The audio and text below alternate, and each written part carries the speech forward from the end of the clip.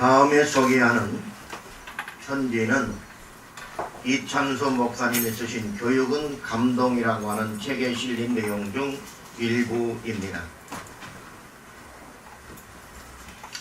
한참 사춘기 무렵이던 그때 밤마다 베개를 흥건히 적시고 잠이 들곤 했습니다.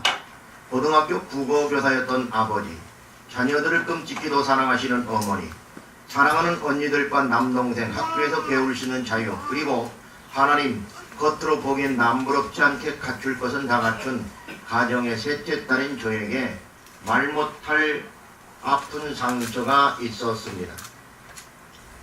아버지는 전통적인 불교 집안인 막내 아들이자 학교 선생님이셨지만 알코올 중독자의 폭력 가장이었습니다. 일주일에 4, 5일은 온 집안이 풍비박산나는 악몽의 나날을 보내야 했습니다. 엄마가 아빠의 그 버릇을 알게 된 것은 엄마가 크는 일을 임신한 후였다고 합니다. 유산이나 이혼 같은 것은 엄마의 가치관에 벗어나는 행위였고 또 하나님의 뜻도 아니었습니다.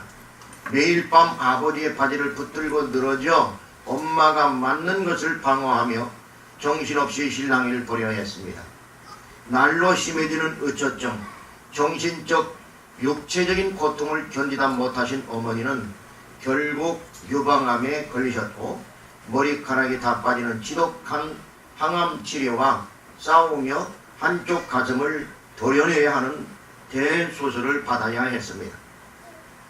지금도 생생하게 기억나는 악몽의 나날이었습니다. 3, 4년을 건강히 유의해야 한다는 의사들의 충고가 있었음에도 아버지는 늘 예전 그대로였습니다.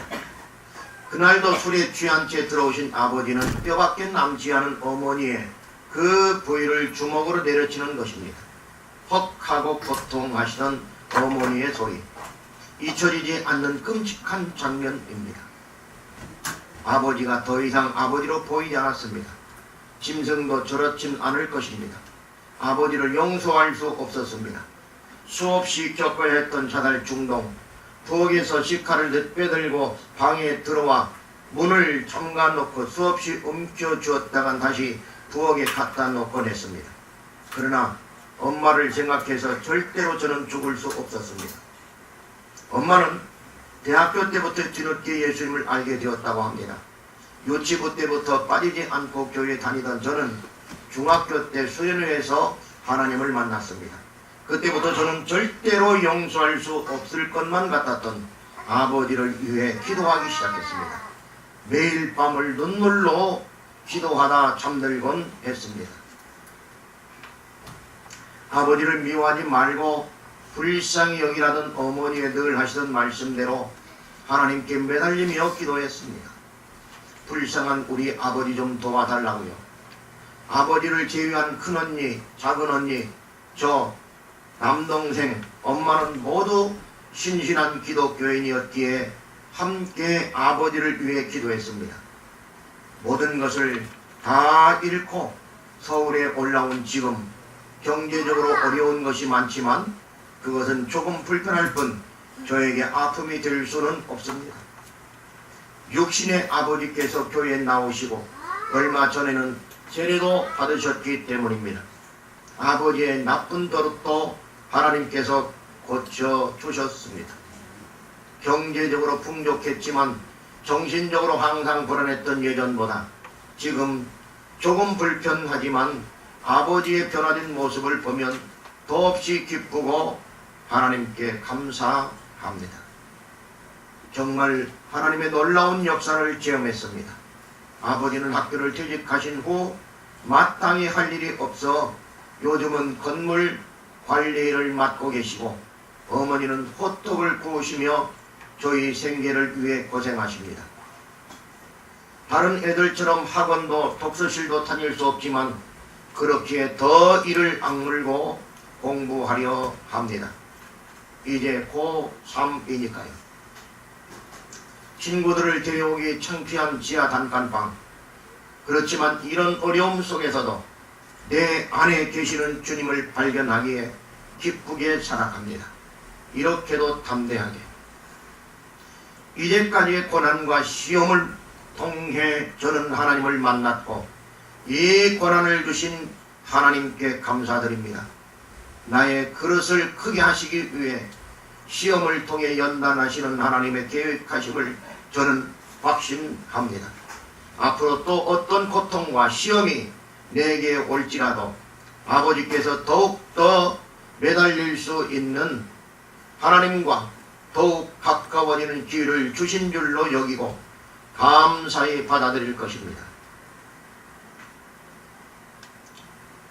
복음은 사람을 변화시키는 능력이 있습니다. 변화된 자만이 변화를 일으킬 수 있습니다. 본문은 맹탕물이 고급 포도주로 변화되는 기적을 기록한 이야기입니다. 흥겨운 혼인잔치집에 포도주가 떨어졌습니다.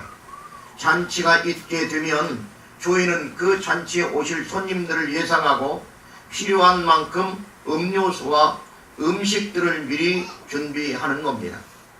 보통 예상 인원보다 10% 정도는 더 준비하는 것이 상식입니다. 그런데 이 잔치집에는 의외로 손님들이 많이 오셨던지 아니면 예측을 잘못했던지 잔치 도중에 포도주가 떨어지고 말았습니다. 한참 흥에 겨워 신랑 신부를 축복하며 덕담을 나누고 있는데 음료수가 떨어졌다고 하는 것은 그 분위기에 찬물을 끼얹는 것과 같은 것이었습니다. 인생도 마찬가지입니다. 아무리 잘 나가는 사람일지라도 잔치집에 포도주가 떨어진 것처럼 언젠가 한순간에 위기가 닥쳐올 수 있습니다. 우리는 그때를 대비하며 살아야 합니다. 그러면 본문에 나타난 하나님의 뜻은 과연 무엇인가? 첫째로 마리아의 절대적인 믿음을 보여주고자 함이었습니다. 당시 팔레스틴 지역에서 포도주는 술이라기보다는 음료로서 잔치에 빠져서는 안 되는 물품이었습니다. 그런데 이 포도주가 떨어졌습니다. 포도주가 떨어지자 마리아는 제일 먼저 예수님에게 달려가 이 사실을 알렸습니다.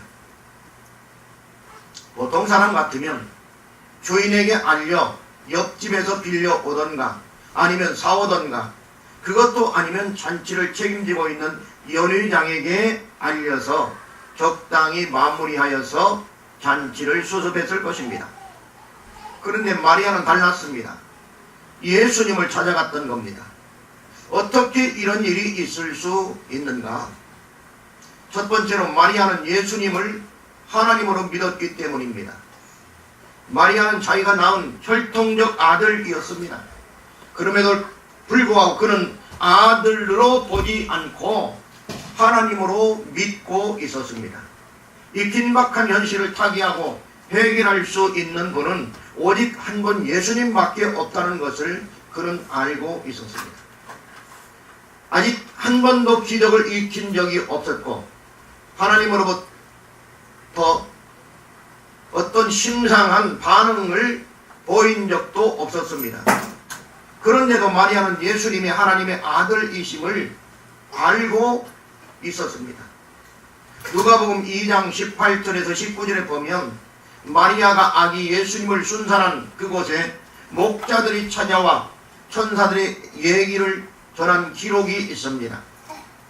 듣는 자가 다 목자의 말하는 일을 기이 여기되 마리아는 이 모든 말을 마음에 지키어 생각하니라. 마리아는 그 모든 일을 마음에 두었다고 했습니다. 믿음의 기초는 무엇이냐? 하나님의 말씀을 마음에 두는 겁니다. 하나님의 말씀을 마음에 새겨두는 겁니다. 하나님의 말씀을 새겨두는 자들이 그 말씀대로 살 수 있고 그 말씀을 실행에 옮길 수 있습니다. 마리아는 이처럼 목자들이 찾아왔을 때 하나님의 놀라운 일들이 있었는데 그들이 하는 말들을 마음속에 새기고 있었다는 것입니다. 누가복음 2장 42절에서 51절에 보면 예수님이 12살 때에 유월절 행사를 마치고 고향으로 돌아가던 중 잃어버린 사건이 있었습니다. 부모들이 하룻길을 되돌아와서 사흘 후 예루살렘 성전에서 찾았을 때에 어린 예수는 이런 말을 합니다. 내가 아버지 집에 있어야 할 줄을 모르셨나이까? 그런데 누가복음 2장 51절에 보면 이 사건에 대한 마리아의 심정이 고스란히 담겨져 기록된 것을 볼 수 있습니다. 예수께서 한 가지로 내려가사 나사렛에 이르러 순종하여 받드시더라. 그 모친은 이 모든 말을 마음에 두니라. 그렇습니다. 여기에서도 마리아는 여전히 이 어린 예수의 말을 건성으로 흘리지 않았다는 겁니다. 그 말을 마음에 두었습니다. 내가 아버지 집에 있어야 할 줄을 알지 못했습니까? 이 아버지와 예수의 상관관계에 대하여 그의 어머니, 육신의 어머니였던 마리아는 마음에 품고 있었습니다. 오늘 이 잔치집에는 마리아와 예수님, 제자들, 그리고 동네의 많은 사람들이 초대되었습니다. 그러나 예수님이 하나님의 아들이심에 대한 영적 지각을 갖고 있는 자는 한 사람도 없었습니다. 잔치집에 포도주가 떨어졌음에도 어떻게 할 것인지 방책을 내놓는 자도 없었습니다. 그런데 유독 마리아의 눈에 이 사실이 포착됐고 그의 마음이 움직였습니다. 그것도 사람의 방법이 아닌 하나님의 방법을 따라 해결될 수 있다고 믿었던 겁니다. 마리아는 예수님의 때가 시작되고 있다고 하는 것을 영적 직관을 통해 알고 있었습니다. 오늘도 우리가 어떤 일을 결정할 때에 하나님의 마음, 하나님의 말씀과 그 하나님의 마음으로 결정하느냐, 사람의 마음으로 결정하느냐, 그것은 매우 중요한 그의 인생, 평생의 인생을 살아가는데 중요한 지렛대 역할을 할 것입니다.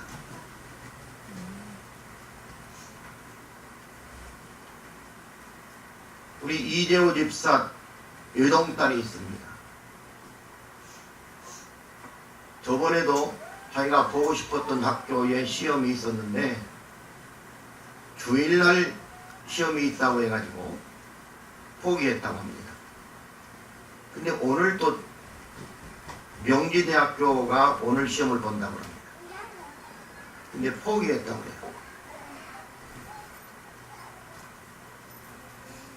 여러분, 이것은 학교를 붙느냐 안 붙느냐 하나님께서 그러니까 붙여주실 거다 이런 얘기를 하고자 하는 게 아닙니다. 그 딸에게는 이렇게 자기 인생에 있어서 첫 번째 아주 중요한 것을 결정해야 되는 과정에 있어서 하나님 편에서 결정했다고 하는 이 사실 하나가 그 인생 80, 100살 살 동안 중요한 지렛대 역할을 할 겁니다. 또 다른 조건이 주어졌을 때, 결혼이라고 하는 조건이 주어졌을 때, 직장이라는 조건이 주어졌을 때, 또 다른 엄청난 사업이라고 하는 조건이 주어졌을 때 하나님 편에서 결정하게 될 겁니다. 학교 떨어질 수도 있을 겁니다. 미안합니다, 이재호 집사님. 믿음으로 산다고 하는 것은 그렇기 때문에 어떤 결정이 잘 되기 위해서 믿음으로 사는 게 아닙니다. 하나님이 우리 하나님이기 때문에 믿음으로 사는 거예요. 그 하나님께 예배하는 겁니다. 문제를 푸는 데는 두 가지 방편이 있습니다. 첫째로는 자신의 실력으로 그 문제를 풀어나가는 겁니다. 다른 하나는 외부의 힘을 빌려 해결하는 방법이 있습니다. 문제는 이 두 번째 해결 방법입니다. 우리 자신의 힘으로 결코 해결할 수 없는 상황에 봉착했을 때 어떻게 할 것인가? 하나님을 의지하는 수밖에 다른 길이 없습니다. 예를 들어 사업자금 1,000만 원이 모자란다면 돈을 모아둔 돈통이나 맡겨둔 은행에서 찾아 사용하면 될 것입니다. 그러나 그런 거 말고 결정적으로 인간이 할 수 없는 어떠한 상황에 봉착했을 때 우리는 어떻게 할 것인가?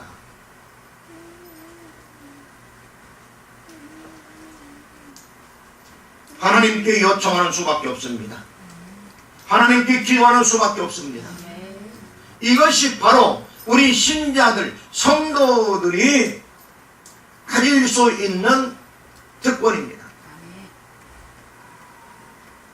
어렵고 힘든 상황 가운데 있는 지체가 있습니까? 마리아의 믿음을 소유합시다. 하나님을 하나님으로 인정해야 합니다. 그분이 우리 삶의 현장에서 일하시도록 우리 자신의 의지를 내려놓아야 합니다. 그렇게 될 때에 하나님께서는 우리의 일을 책임져 주실 것입니다. 두 번째로 마리아는 시험을 이기는 믿음이 있었습니다. 마리아가 포도주가 떨어진 것을 알고 예수님께 저희에게 포도주가 없다고 요청했습니다. 근데 예수님은 뜻밖의 그렇습니까 어머니?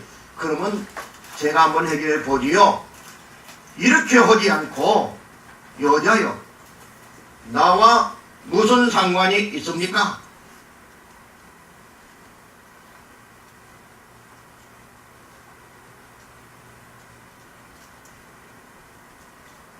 이 대답은 마리아가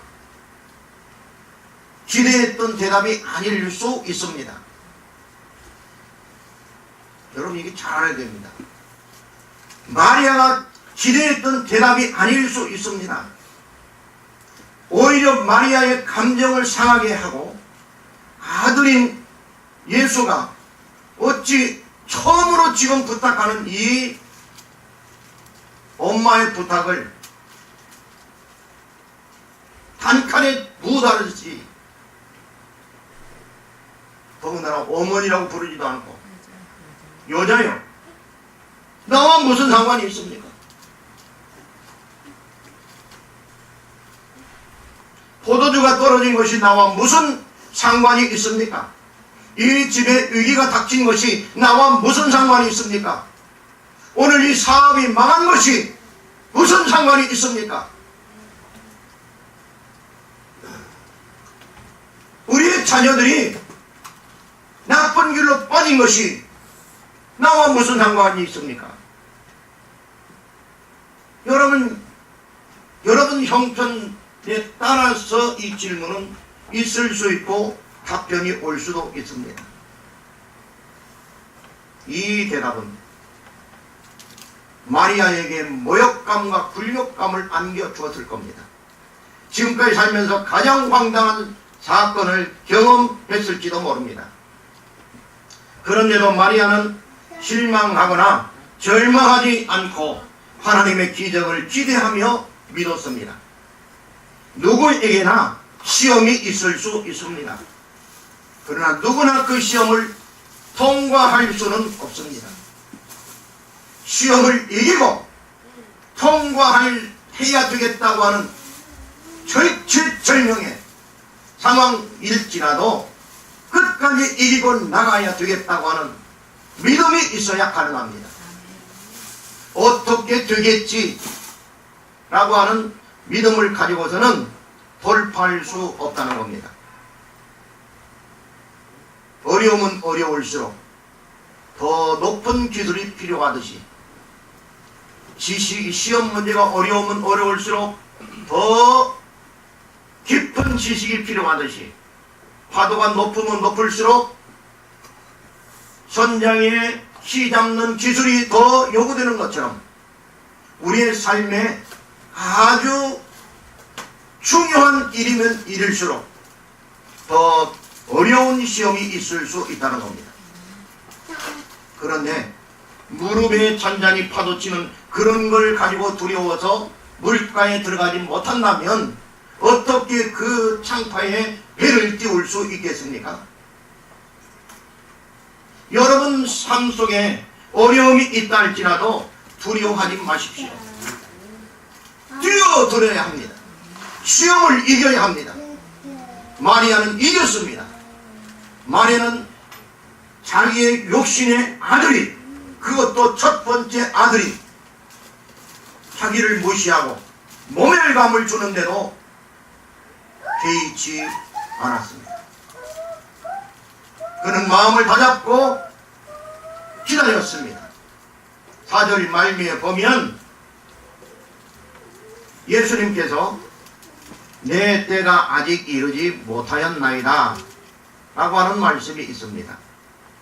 이때는 하나님의 아들로서 아버지와 맺은 구원 협약을 이루기 위해 그 때를 가리킵니다. 자신은 하나님의 아들로서 죄인들을 구원하러 이 세상에 온 것은 사실이지만 아직 드러내 그 일을 수행할 때가 되지 않았다고 하는 사실입니다. 그러나 언제나 소망은 그분에게 있다고 하는 것을 믿어야 합니다. 본문에서도 소망이 되는 것은 마리아의 믿음이 아닙니다. 마리아의 믿음이 좋으니까 우리도 마리아의 믿음대로 살자. 물론 그것도 좋은 설교의 내용이 될 수 있습니다. 그러나 더 중요한 것은 우리의 소망과 우리의 교훈이 마리아에게 있는 것이 아니고 예수 그리스도에게 있다는 거예요. 마리아는 아들을 아들로 보지 않고 예수님으로 보았습니다. 구원자로 보았습니다. 하나님으로 보았습니다. 그리고 능력자로 이 일을 수행할 수 있는 충분한 하나님으로 보고 있다는 것입니다. 우리의 초점이 어디에 있습니까? 하나님을 보고 있습니까? 예수님을 바라보고 있습니까? 예수님이 우리의 목적이 되고 우리의 눈 시선에 예수님이 들어와야 된다는 사실입니다. 그렇게 될 때에 우리의 삶이 변화되고 우리의 가정이 변화되고 우리의 모든 사업이 변화될 수 있다는 겁니다. 우리들에게도 이런 무섭고 두려운 시험이 닥쳐올 수 있습니다. 하나님께 기도하고 요청해도 그것이 나와 무슨 상관이 있느냐는 반응으로 돌아올 수 있습니다. 그럴 때 우리는 어떻게 해야 하는가? 아무리 힘든 한계 상황이 있을지라도 끝까지 믿음으로 이겨내야 할 것입니다. 세 번째로 마리아는 끝까지 기다리는 믿음이 있었습니다. 예수님의 냉정한 반응에 대한 마리아의 태도는 전혀 상반된 것이었습니다. 3절에 보면 포도주가 모자란지라 예수의 어머니가 예수에게 이르되 저희에게 포도주가 없다 하니 5절에 보니까 그 어머니가 하인들에게 이르되 너희에게 무슨 말씀을 하시든지 그대로 어떻게 하라. 나와 무슨 상관이 있습니까? 라고 하는 예수님의 대답에 예수님은 개의치 않았습니다. 왜 그렇습니까? 그분이 누구로 믿고 있으니까? 하나님으로 믿고 있으니까. 말씀은 저렇게 오셔도 분명히 이 상황을 보고 계시기 때문에 일을 행하실 것이라는 것을 믿었습니다. 그리고 그는 하인에게 가서 하인을 불러서 하인들에게 너희에게 예수님께서 무슨 말씀을 하든지 그대로 실행하라 명령했습니다. 많은 사람들이 보고 있는 앞에서 나와 무슨 상관이 있습니까? 라고는 모욕적인 그리고 냉소적인 발언은 마리아의 마음을 매우 불쾌하게 할 수 있는 말이었음이 분명합니다. 보통 사람 같았으면 자기 요청을 거절한 아들에 대해서 한마디 하고 돌아가 버리고 말았을 것입니다. 마리아도 그럴 수 있는 인성을 가진 순수한 인성을 가진 사람이었습니다. 그러나 마리아는 그리하지 않았습니다. 그녀는 예수님을 하나님의 아들로 믿을 뿐만 아니라 끝까지 기다리는 믿음으로 오늘의 문제를 타개해 나갔습니다. 마리아의 이러한 믿음의 모습은 쉽게 끓고 쉽게 식는 냄비와 같은 우리의 믿음을 크게 교훈하고 있다고 하는 사실입니다. 아무리 어려운 일이 우리 앞에 있다 할지라도 예수님의 능력을 믿고 믿음으로 끝까지 기다리는 성숙한 저와 여러분이 되시기를 주님의 이름으로 축복합니다. 그럼 두 번째로 본문에 나타난 하나님의 뜻은 과연 무엇인가? 이것은 하나님 말씀에 순종해야 한다는 사실을 가리키고 있습니다. 기적은 순종을 통해 일어납니다. 아무리 믿음이 있어도 순종하지 않으면 껍데기만 붙들고 있는 것과 같습니다. 밤을 주스러 간 사람이 밤 알맹이는 다 버리고 밤 껍데기만 가시만 잔뜩 담아 온다면 이 사람은 뭔가 이상한 사람입니다. 예술가이거나 아니면 바보이거나.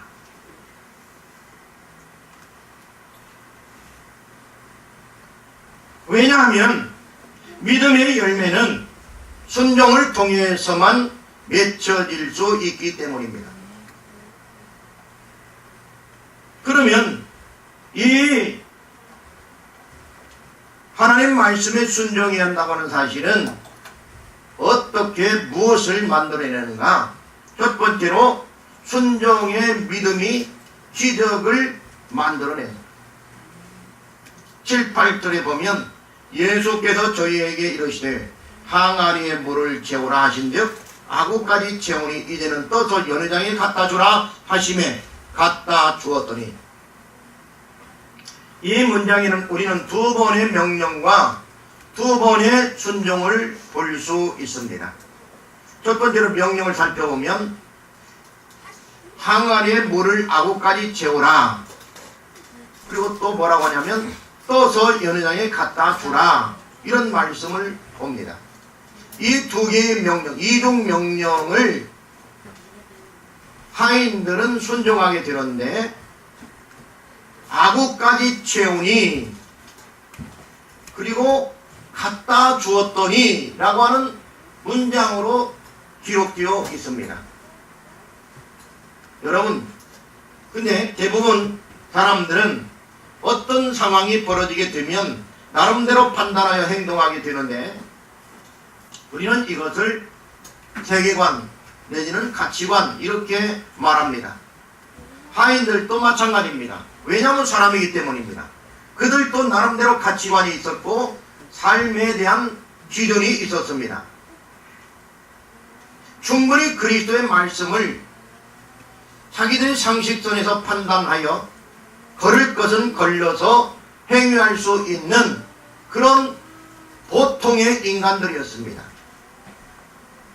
그러나 그들은 자기들 뜻대로 하지 않았습니다. 우리는 하인들이 상식 이하의 명령에 순종하고 있다고 하는데 주목해 보아야 합니다. 여기 아구까지 물을 채우라 라고 하는 첫 번째 명령에 대해서는 누구나 순종할 수 있습니다. 항아리에 물을 아구까지 채우라, 6동이 들어갈 거다. 예, 알았습니다. 이것은 홍 목사도 할 수 있고 저기에 있는 성현이도 할 수 있습니다. 제가 여기에서 성현이에게 성현아 물 한 컵 떠다 줄래? 허기면 떠올 거예요. 그런 거는 누구나 할 수 있는 조금 힘들 뿐이지 6항아리를 채우려면 저 멀리에서 물을 떠다가 채우려면 조금 육체적으로 노동이 들어가도 그렇지 순종 못할 일은 없습니다.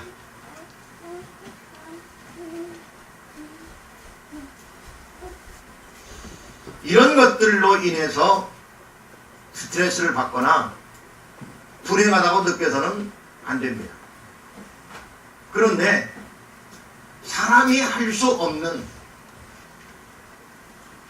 인간으로서는 도저히 불가능한 그런 명령이 떨어졌을 때는 이건 조금 다릅니다. 두 번째 명령입니다. 뭡니까? 떠서 연회장에 갖다 주라. 이런 이야기를 듣게 되면 사람은 이걸 어떡하지? 이것이냐 저것이냐, 할 것이냐 말 것이냐, 예스냐 노냐,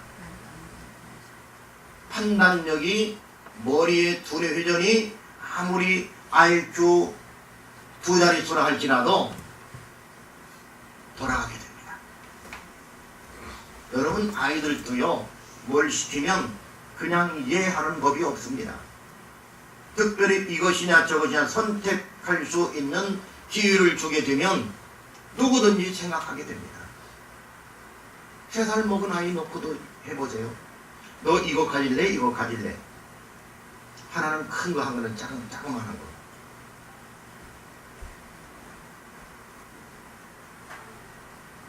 저번에 지안이 돌 때 1년밖에 안 된 아이에게 뭘 잔뜩 놓고 뭐 집으라고 그래요. 그런 건 나중에 하지 마세요.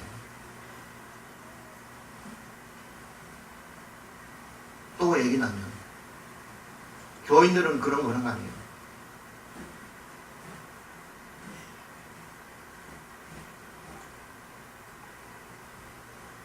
그런 거 안 해도 잘 살아요. 우린 그런 거 안 하고도 여기까지 왔고,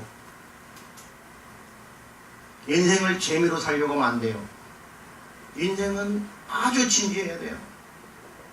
하나님 앞에서 솔직해야 돼요. 진실해야 돼요. 이것저것 뽑기 뽑듯이 인생을 살게 만들면 안 된다 그 말이에요. 1살 된 아이한테 뽑기를 뽑으라고 지나간 것을 얘기하는 게 아니에요. 앞으로 홍명집 사서 그럴 수 있으니까 앞으로 덜 돌아오는 겁니다. 지나간 것은 끝난 거니까.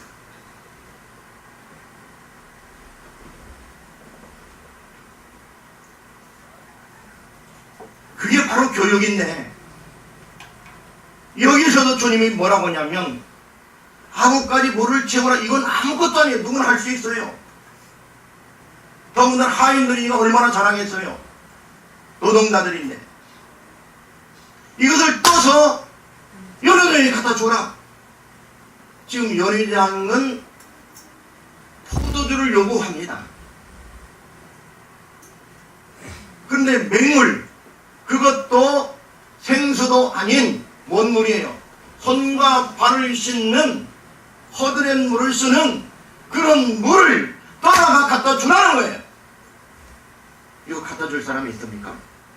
이거 포도주입니다. 연회장은요, 그 연회를 담당하는 최고의 감독입니다. 그러니까 오페라로 치면 오페라 감독이에요.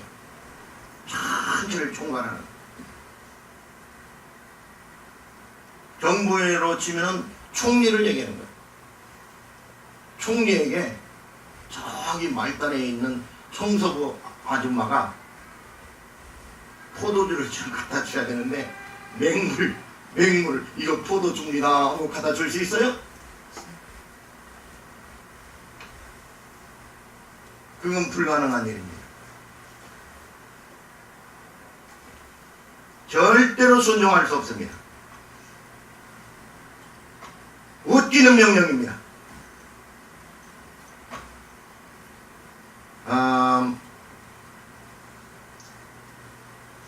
이런 명령은 우리에게도 주어질 때가 있다고 하는데 참 문제가 있습니다. 우리 인생에도 이러한 명령이 시시때때로 있을 수 있다는 거예요.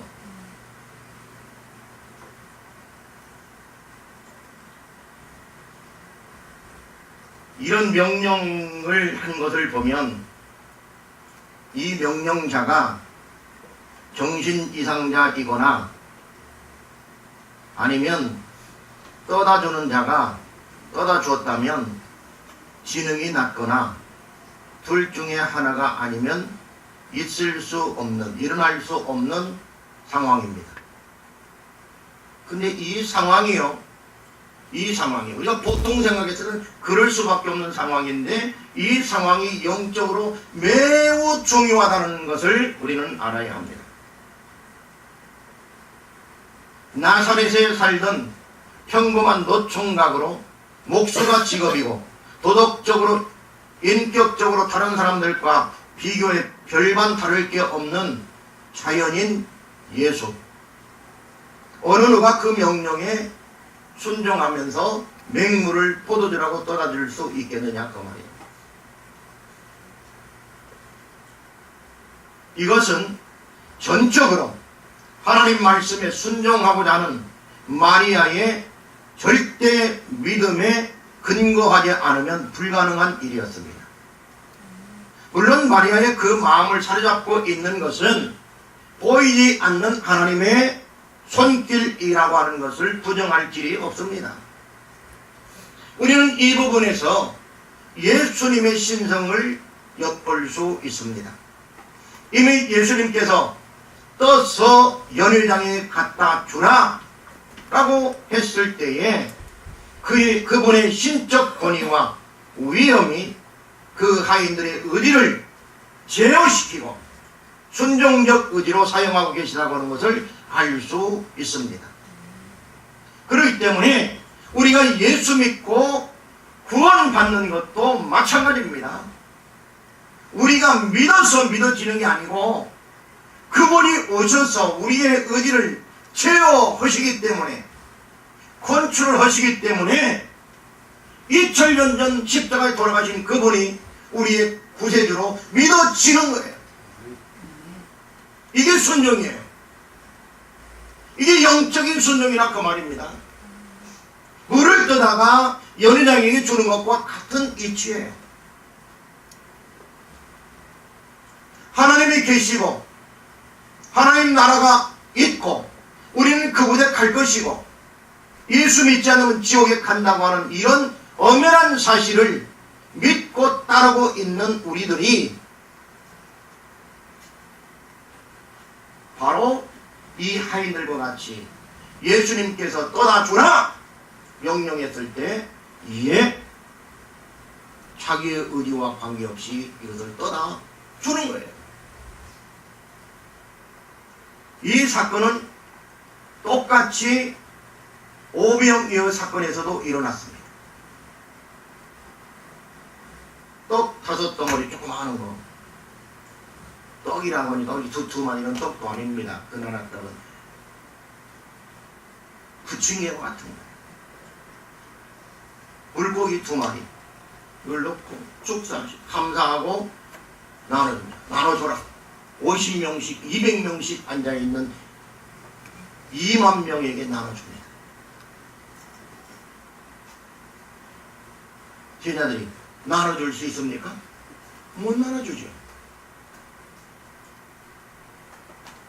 그런데 예수님께서 감사의 예를 행하고 그들에게 주었을 때에 그들은 갖다 나눠주는 거예요. 나눠줬더니 차고 넘치는 12바구니가 남는 거예요.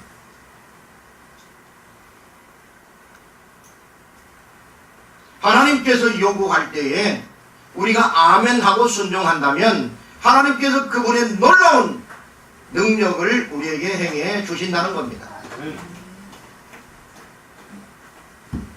하인들의 이 2번째 순종은 단순한 순종이 아니었습니다. 이것은 기계적이거나 아니면 억지로 하는 순종이 아니었습니다. 이 순종은 자발적이며 기쁜 마음으로 하는 믿음에 의한 순종이었습니다.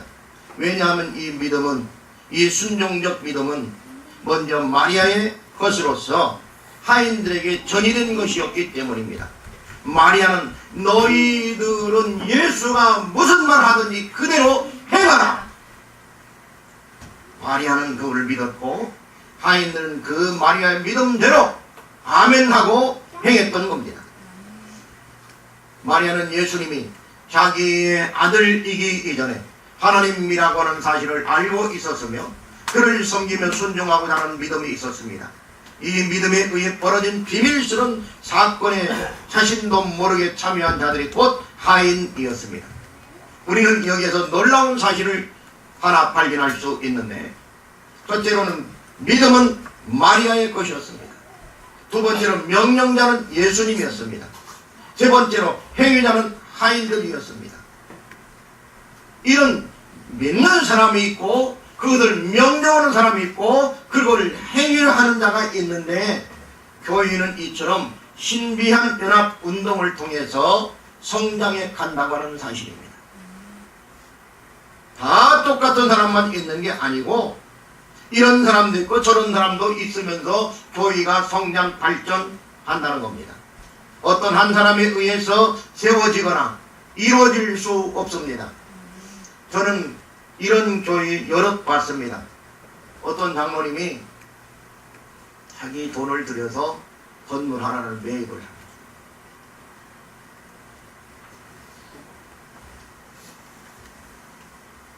그리고 목사님을 초대해다가 교회를 합니다. 근데 그 교회는 2년이 멀다 하고 목사님을 바꿔치기 합니다.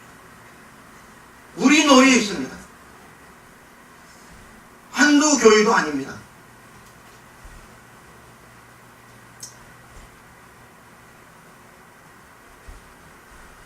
교회는 그렇게 되는 게 아니에요.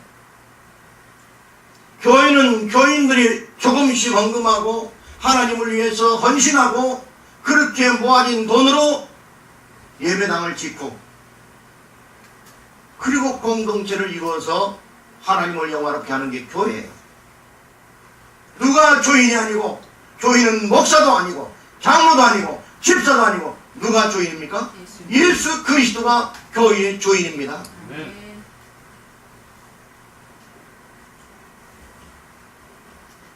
두 번째로는 신앙은 순종하는 자만이 체험하는 비밀이 있습니다.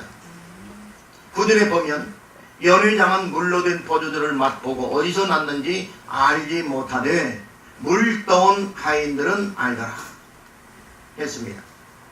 하인들은 이중 명령에 순종했습니다. 그들은 마리아의 예수님 말씀에 순종하라는 명령과 예수님의 항아리에 물을 아구까지 채우라 그리고 떠서 연회장에 갖다 주라고 하는 이런 이중 명령에 순종했을 뿐입니다. 그런데 하인들은 이 기적의 사건을 처음으로 목격한 증인이 되었던 겁니다. 마리아의 그리스도에 대한 믿음이 하인들에게 전이되는 역사가 있었습니다. 그렇습니다. 진정한 신앙은 전이되는 겁니다. 능력 있는 신앙은 옆 사람들에게 전달됩니다.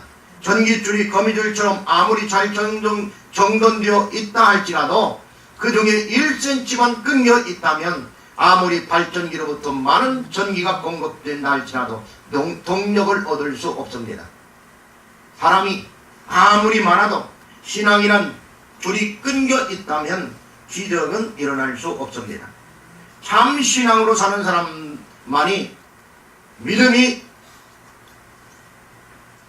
10사람, 100사람에게 신앙의 불쏘시개가 되게 되는 겁니다. 그리고 커다란 불꽃을 만들어내는 겁니다.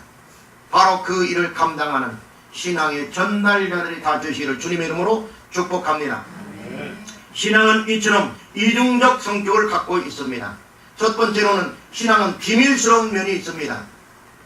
이것은 개별적인 것으로서 마음속에 담겨 있을 때에는 아무런 능력이나 역사를 일으킬 수 없습니다. 이 믿음은 안으로 감추어져 있기 때문에 누가 빼앗아 갈 수도 누구에게 빌려줄 수도 없습니다.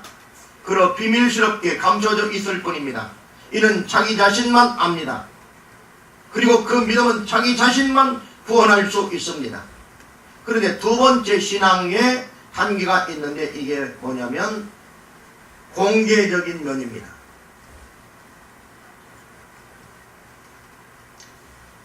질량 보존의 법칙이 있습니다.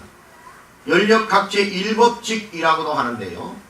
이 세상의 모든 물질들은 다른 에너지로 변환될 수 있지만 아무리 바뀌어도 질량은 변하지 않는다, 사라지지 않는다라고 하는 이론입니다.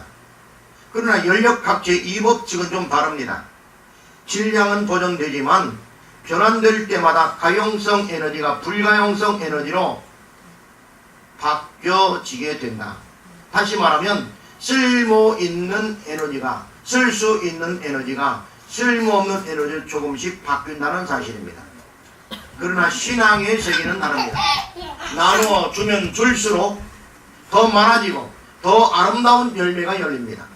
마치 샘물을 퍼내면 퍼낼수록 더 맑고 깨끗한 물이 솟아나오게 되는 경우와 같습니다. 마리아의 신앙이 하인들에게 전이되고 하인들의 기쁨과 그 신앙이 2000년이 지난 지금 우리에게 전수되었다고 하는 사실은 바로 이런 신앙의 이중적 성격 때문입니다. 그렇기 때문에 우리가 믿고 예수님을 믿고 따른다 라고 한다면 우리의 믿음이 비밀스럽게 자기 자신만 갖고 있어야 될까요? 공개적이고 개방적이고 또 외향적으로 나타나야 될까요? 두 번째 후자입니다. 자기가 그리스도인인 것을 밝히지 않는다면 그는 자기만 구원할 뿐 더 이상 하나님 나라에 유익을 끼칠 수 없습니다.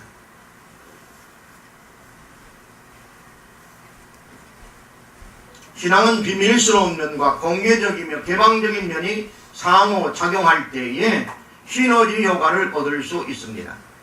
일개 여인이었던 마리아의 믿음이 가나 혼인잔치에 부족한 포도주 문제를 해결했습니다. 그도 그냥 친척의 한 사람으로서 가만히 있어도 될 수 있었습니다. 자기의 믿음 하나만 지키면 되는 그런 인물로 있을 수도 있었습니다. 그러나 그는 그의 신앙을 개방했습니다. 그의 신앙을 드러냈습니다. 시련이 있었지만 그것을 통과했습니다.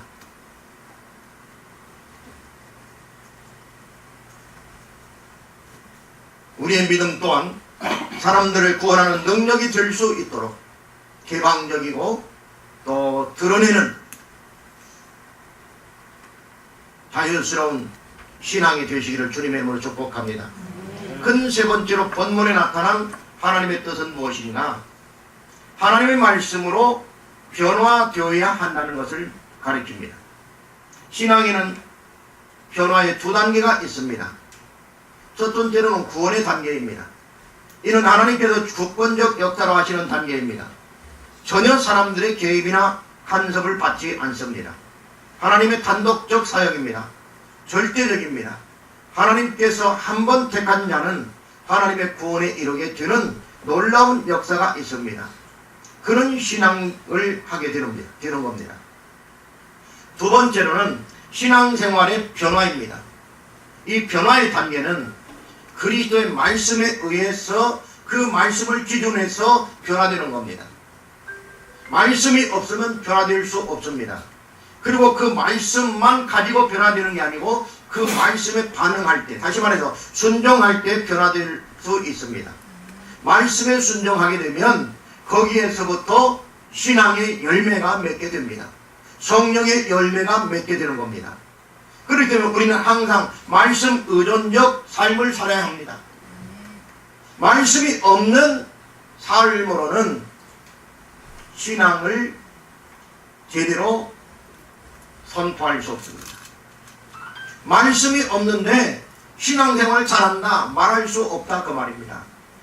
어떤 사람은 도덕적으로 잘 사는 것이 신앙생활이라고 생각을 합니다. 그런 사람들이 있습니다. 그리고 세상의 기준은 거기에 기독교를 이야기합니다. 그것에 기준을 두고 교인들을 보니 남들을 많이 속인다. 교인들을 보니 남들 거 많이 떼먹는다. 나 사업하다가 장로한테 많이 뜯겼다. 이런 사람들을 사업가들을 만나면 여러 명 내가 봤어요. 여러 명. 실제적으로. 제가 처음 만난 사람들에게는 예수 믿습니까? 교회 다닙니까? 이렇게 묻거든요. 얼마 전에 며칠 전에도 부동산 업을 하시는 분을 만났습니다. 크게 하시는 것 같아요.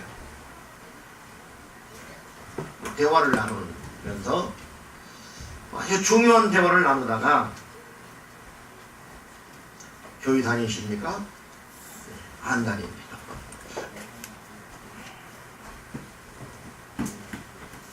그럼 그분이 내가 목사인 줄 아는데 내가 어떻게 해야 될까요?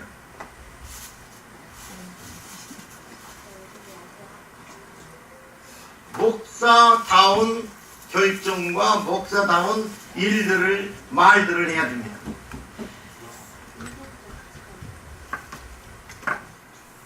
그렇다고 어떤 일을 행하는 데 있어서 손해를 보라는 것은 아닙니다. 똑같은 일을 정리하는데 감정적으로 하지 말고 잘 합리적으로 그리고 또 이성적으로 판단해서 아 그렇습니까? 손은 이렇고 후는 이렇고 그러면 그렇게 이렇게 해서 이렇게 하는 게 어떨까요? 상대방 마음도 상하지 않고 또 일도 결정하고. 그런데 보통 우리는 어떻습니까? 믿음이 있다고 하면서도 집사장로가 되어서도 자기한테 조금 불려는 말을 상대방 하게 되면 열이 옆에 올라가지고 큰 소리부터 칩니다. 아, 그래서 어떻다는 얘기야?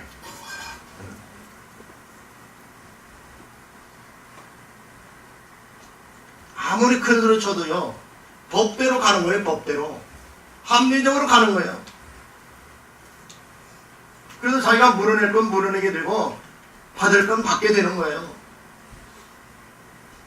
큰 소리 쳐도 들릴 일은 있다, 없다? 없다니까요. 그건 위대한 나라에서, 주먹으로 다스리는 나라에서 하는 거예요.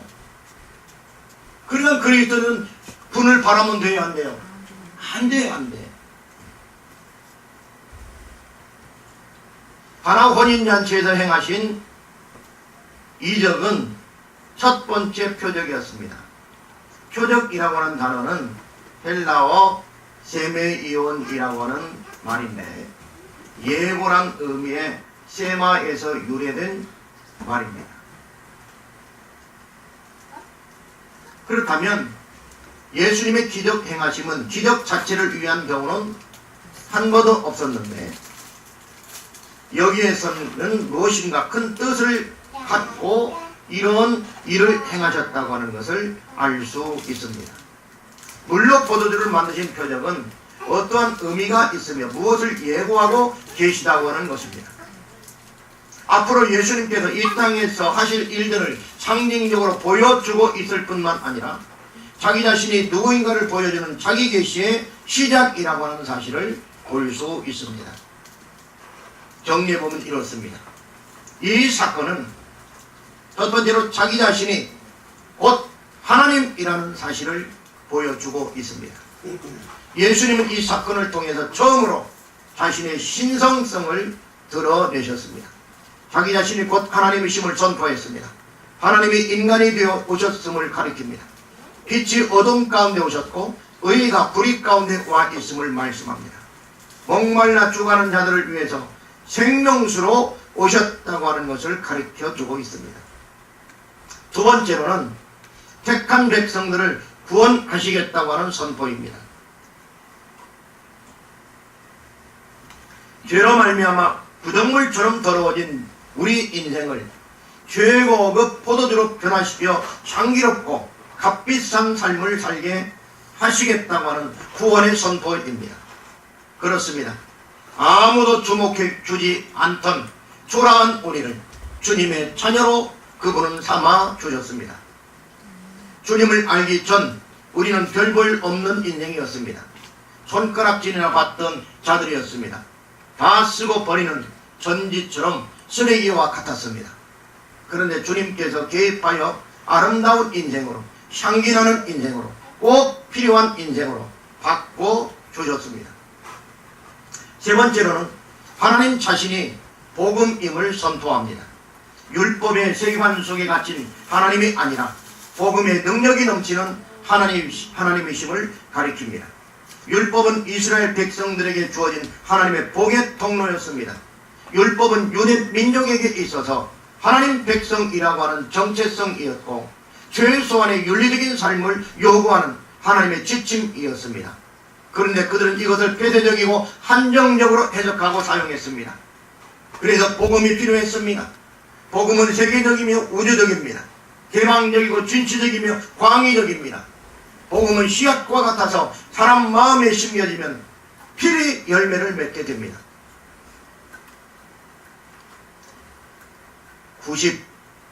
99학년도 대학 입시에 중앙대학교 작곡과에 들어간 독특한 학생이 한 사람 있었습니다.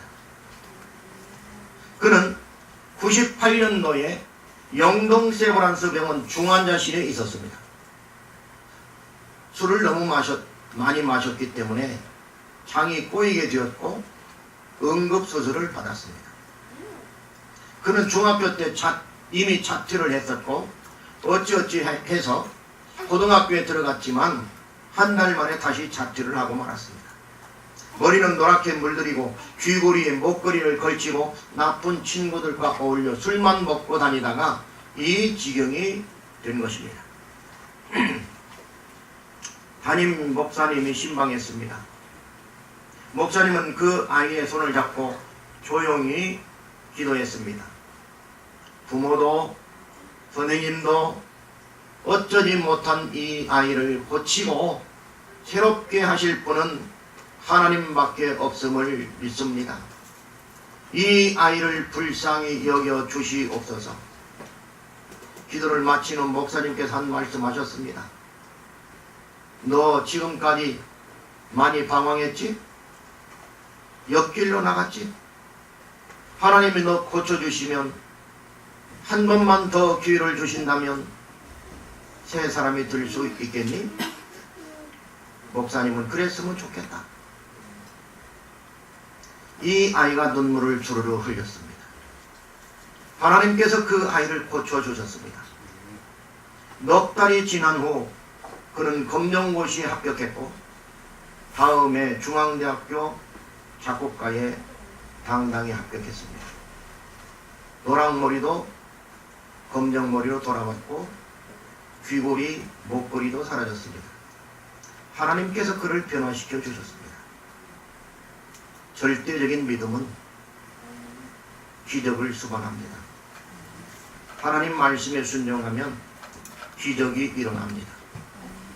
하나님 말씀으로 사는 신자에게는 그리스도의 향기가 납니다. 하나님께서 아름다운 교회를 세우신 이유는 마지막 시대를 감당할 일꾼을 파송하기 위함입니다. 하나님께서 맡겨주신 사명을 감당하는 충성된 일꾼들이 되시기를 주님의 이름으로 축복합니다. 하나님 아버지 감사합니다. 저희들을 사랑하시고